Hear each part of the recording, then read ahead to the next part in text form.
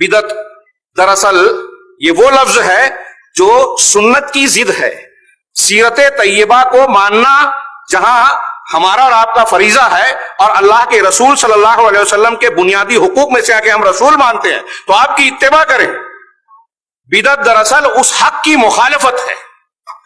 بدعت کا لغوی معنی آپ جانتے ہیں کہ عربی زبان میں اس کا معنی ہوتا ہے الاختراع بغیر مثال سابق، کہ کسی ایسی چیز کو نئے سرے سے بنانا جس کا پہلے کوئی نمونہ موجود نہ ہو، بغیر کسی مثال اور نمونے کے نئے سرے سے کسی چیز کو بنا لینا، گڑھ لینا، پیدا کر لینا.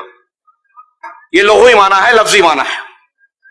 اللہ تبارک و تعالیٰ نے اس لفظ کو قرآن مجید میں استعمال فرمایا اور کہا خود اپنے لیے اللہ کے ناموں میں سے، صفات میں صفاتی ناموں میں سے کہ بدیع السماوات والارض، آسمانوں اور زمینوں کو بغیر کسی سابق مثال اور نمونے کے اللہ تبارک تعالیٰ بنانے والا ہے.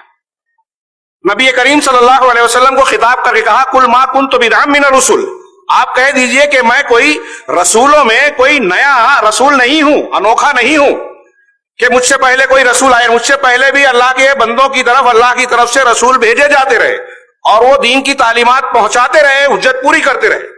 میں کوئی نیا اور انوکھا رسول نہیں ہوں. وَرَهْبَانِيَّةً ابْتَدَعُوهَا مَا كَتَبْنَاهَا عَلَيْهِمْ، نصارہ کے بارے میں قرآن نے کہا، عیسائیوں کے بارے میں، کہ انہوں نے رہبانیت کو ایجاد کر لیا، ہم نے ان پر فرض نہیں کیا تھا، ان کی شریعت میں تھی نہیں، بلکہ انہوں نے بطور بدعت ایجاد کر لیا اور پھر اس کی رعایت بھی نہیں کی. یہ اس کا لغوی معنی ہے. شریعت میں شرعی اعتبار سے بدعت کی کئی لوگوں نے کئی تعریف کی ہے. علامہ شاطبی رحمہ اللہ کی ایک جامع تعریف کہلاتی ہے.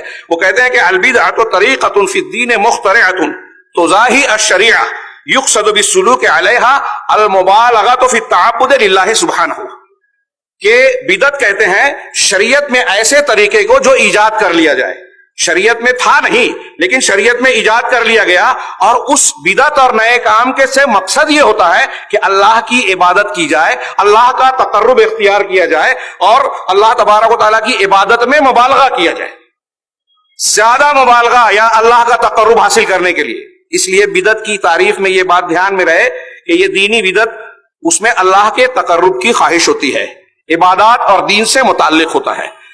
یہ بدعت کی شرعی تعریف ہے. اور اسی طریقے سے کچھ لوگوں نے، علامہ ابن رجب حنبلی رحمہ اللہ نے تعریف کی کہ بدعت وہ نئی چیز ہے جس کو ایجاد کیا گیا ہو، جس کی شریعت میں کوئی اصل موجود نہ ہو. شریعت میں اگر اصل ہے، اب اگر بعد میں وہ عمل کیا جا رہا ہے تو وہ چیز بدعت نہیں کہلائے گی، چاہے اللہ کے نبی صلی اللہ علیہ وسلم کے زمانے میں اس پر عمل نہ کیا جائے، دین میں دلیل اس کی موجود ہو. جیسے تراویح جماعت سے پورے مہینے پڑھنا، اس کی اصل اللہ کے نبی صلی اللہ علیہ وسلم کے عمل سے ثابت ہے، قول سے ثابت ہے، قولی حدیث سے ثابت ہے. حضرت عمر فاروق رضی اللہ تعالیٰ عنہ نے پورے مہینے کے لیے اسے جماعت قائم کر دی اور فرمایا نعمت البدعۃ هذه، یہ کتنی اچھی بدعت ہے. یہ بدعت اچھی بمانا اس کے کہ کل تک جو لوگ الگ الگ پڑھتے تھے اس کے مقابلے میں یہ نیا کام ہے. دین میں نیا کام نہیں تھا، اللہ کے نبی صلی اللہ علیہ وسلم سے وہ عمل ثابت تھا اور خود صحابہ کرام اس پر عمل کیا کرتے تھے. جماعت سے حضرت جابر نے اللہ کے نبی صلی اللہ علیہ وسلم کے دور میں صحابہ کرام کو نماز پڑھائی، جو حسن روایت سے ثابت ہے. تو بدعت کی یہ تعریف کی ہے. بدعت دو طریقے کی کہلاتی ہے، عمومی طور پہ دو قسم کی. ایک الابتداع فی العادات، زندگی کے معاملات میں، عادات کہتے ہیں زندگی کے امور اور معاملات، اس میں بدعت اختیار کرنا. جیسے یہ نئی ایجاد ہے، یہ موبائل بن گیا، یہ مائک ہے. اللہ کے نبی صلی اللہ علیہ وسلم کے زمانے میں یہ نہیں تھا.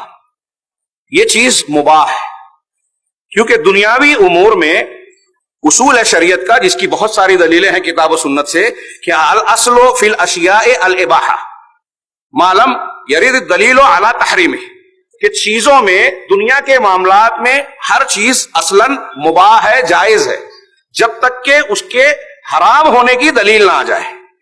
یہ اصول ذہن میں رکھیے. کچھ لوگ مغالطہ دیتے ہیں کہ آج بہت ساری نئی چیزیں لوگ استعمال کرتے ہیں تو یہ تو بدعت ہے، بدعت کے بغیر کسی کا کام نہیں چل رہا ہے.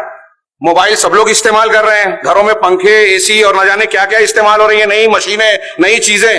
تو یہ ساری چیزیں تو نہیں ہیں، جی ہاں یہ نئی ضرور ہے لیکن یہ دین سے متعلق نہیں ہے، یہ دنیا سے متعلق ہے، اشیاء سے متعلق ہے، اور اشیاء میں مختلف چیزوں دنیا کے امور اور استعمال کی چیزوں میں اصل اباحت ہے، یعنی جائز ہونا، اس لیے یہ جائز ہے۔ جتنی بھی نئی ایجادات ہیں وہ ساری چیزیں اس میں داخل ہیں۔ دوسری قسم بدعت کی جو ہے وہ دین میں بدعت، الابتداء فی الدین، دین میں بدعت، جس کی میں نے ابھی تعریف کی کہ جس کی شریعت میں کوئی اصل موجود نہ ہو۔ ہم سیدھے سادے جملے میں کہیں تو رسول اللہ صلی اللہ علیہ وسلم کی سیرت طیبہ کا موضوع ہے، سیرت کی اور نبی کی مخالفت والا عمل اور قول، یہ بدعت ہے۔ جس پر قرآن کی، سنت کی، صحابہ کرام کی کوئی سند موجود نہ ہو، ایسا عمل اور قول یا عقیدہ، یہ سب بدعت میں شامل ہے۔